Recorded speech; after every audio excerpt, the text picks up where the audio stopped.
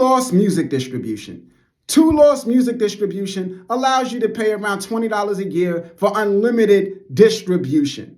Key features include information. Two Lost Distribution tells you everything. Whatever you want to know about your release, they're going to let you know. So they have a dashboard with all of this information around tracking when a release actually shows up into stores, whether it's pending, things of that nature, how much revenue you made from where, advanced royalty reports, all of that type of data that they give you. They even mix the social in with your streaming, where you can see, okay, well, how is my performance on Instagram and TikTok impacting my performance on streaming platforms? So they give you that information. So that's what Two Lost hangs its hat on, information. Now, do you need Two Lost to get that information? No, they're sourcing it from things like Chartmetric, which gives you that for free. So you don't need Two Lost. You could sign up for Chartmetric and get that from them. But having it in one centralized place is valuable too, rather than having to bounce from a digital distributor to Chartmetric. And it keeps your music in stores,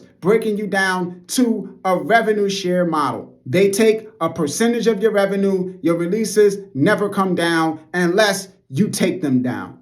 Weaknesses. What are Two Lost Distribution's weaknesses? Their weakness is scale.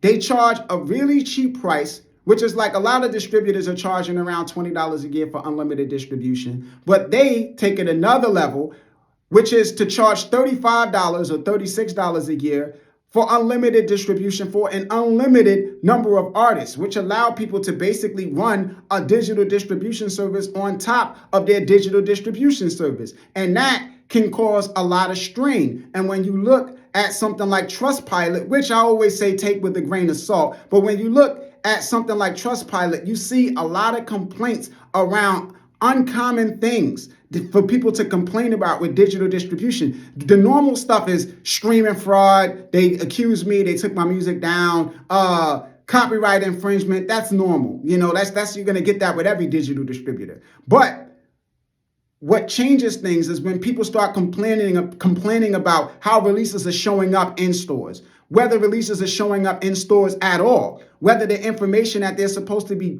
giving you is accurate, like whether when they say a release is in stores, it actually is in stores, which makes the tool that tells you whether a release is pending or not valuable. Because if that information is wrong, then the information is useless. Now, I view that tool as useless anyway, because there's only one way to know if your release is in stores, and that's to check to see if it's in stores. You wouldn't rely on a third party saying that that's the case and go do promotion and stuff like that, right? But yeah, that's the problem with them. It's too many artists, too much weight, and the dam is showing cracks and starting to break in regards to the quality of service that you get there. So quality of service is a major concern with Two Lost Distribution. So if you focus more on the price, you get what you pay for.